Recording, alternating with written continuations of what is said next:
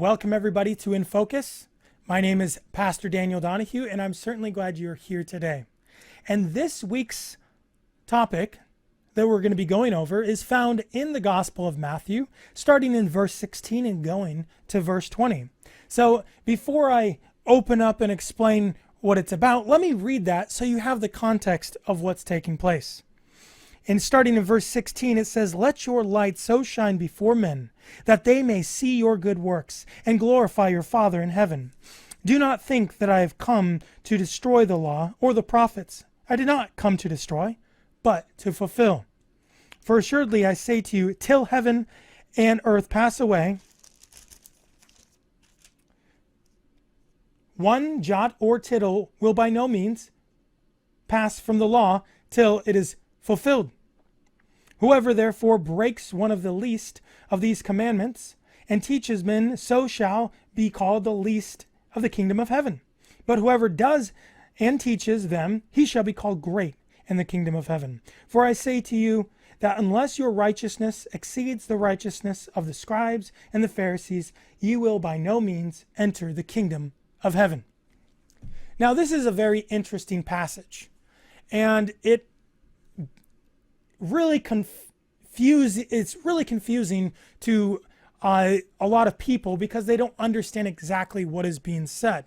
So in its overarching context, it's in the middle of what is called the Sermon on the Mount, which is one of the most beautiful passages of Christ's teaching found in the Bible. And it just precedes Christ indicating that those who believe in him and follow him are salt and light.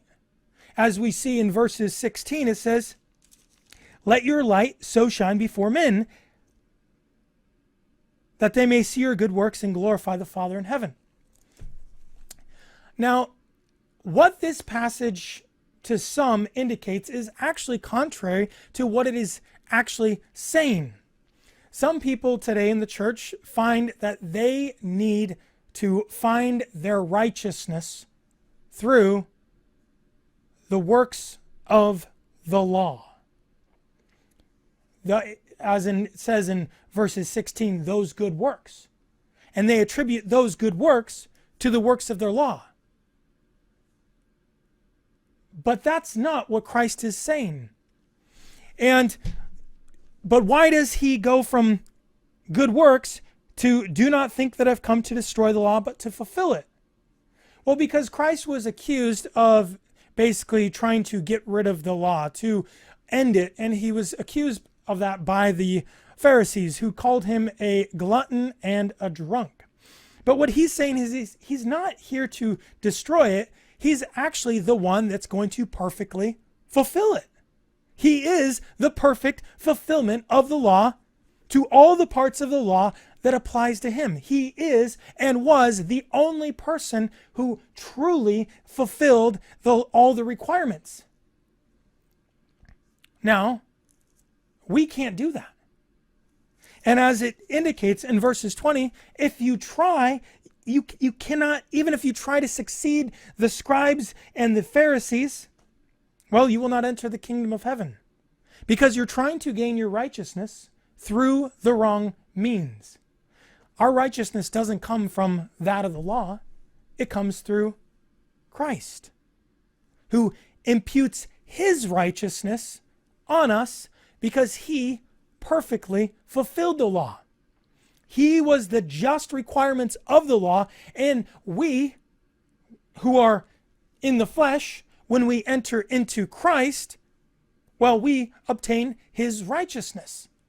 Now, what this does not mean is if you find a lot of the Old Testament laws and ceremonies and practices beautiful and a part of your tradition, that you have to get rid of those traditions. If you are in love with the culture of that time and you want to implement that into your life, that's fine. But if you're trying to get your righteousness before God through the actions of the law, well, then you're in a bad place. That's not where we as Christians should find ourselves. We're in the place of those that are doing it similar to the scribes and the Pharisees. So the question is, has the law been fulfilled? And it says, by no means will pass away until all is fulfilled. Has all been fulfilled? If it has, what are the implications for believers? And if it hasn't, what are the implications for believers? My thought on this is it has most certainly been fulfilled. And this is not the only place in the scripture where things of this nature are spoken about. All throughout the New Testament epistles, Colossians, Galatians, Hebrew, Romans, all speak on this subject. And I'm going to highlight a few of these verses so that you can see that the law has been fulfilled. Starting in the book of Hebrews, chapter 9, verse 10, it says this: they served only for matters of food and drinks, and various ritual washings. They are external regulations imposed until the new order came. These rituals that were taking place, they were there, but only until the new order came. Well, the new order, well, has it come yet? Well, let's look at Romans chapter 10, verses 4. For Christ is the end of the law for righteousness, speaking about our righteousness, to everyone who believes. This directly touches on that issue. When something is fully fulfilled, it is done with. I've fulfilled my requirements at my school. I am complete. It is done. The glass is full. I cannot add anything else to it. Christ is that, and for that sake, our righteousness comes from him. Another verse is found in Hebrews, once again, which indicates this. Hebrews 10, verses 8 through 14. Previously saying, sacrifices and offerings and burnt offerings and offerings for sin, you did not desire nor had pleasure in them, which are offered according to the law. Then he said, behold, I have come to you to do your will.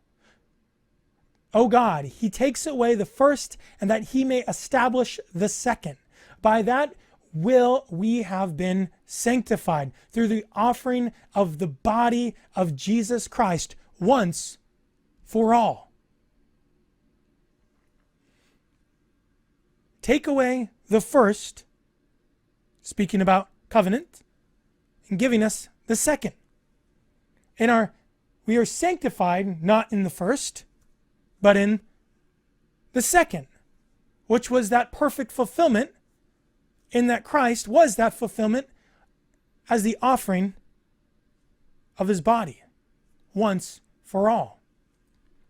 And so many of these verses that we read here, that are here in the scriptures, bear testimony to that fact.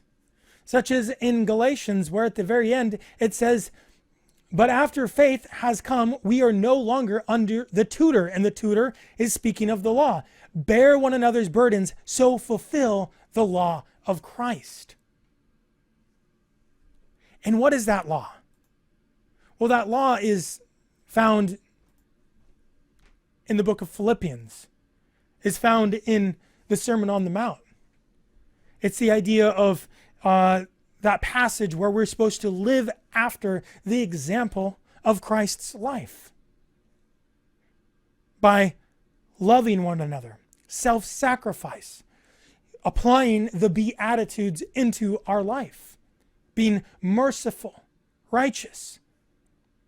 But ultimately, it's the law of Christ and we don't gain our salvation in doing those things either. We only gain our salvation in placing our faith in Jesus Christ. And that's what we are called to do. For in Ephesians chapter 2, verses, I believe 7 and 8, it's coming to my head, we are not saved by the works of the law. We can't be. Our works don't do anything for us. But we are saved by God's grace. And that comes in through one vehicle. One vehicle. And that's by faith. Often we don't think faith is enough. Well, it's his gift to give us. And we can either accept it by placing our faith in this gift, or we can try to earn this righteousness through our own means. But by no way we can. So, once again, thank you for tuning in to InFocus. I'm certainly glad you guys are tuning in. Have a great day and see you on Sunday.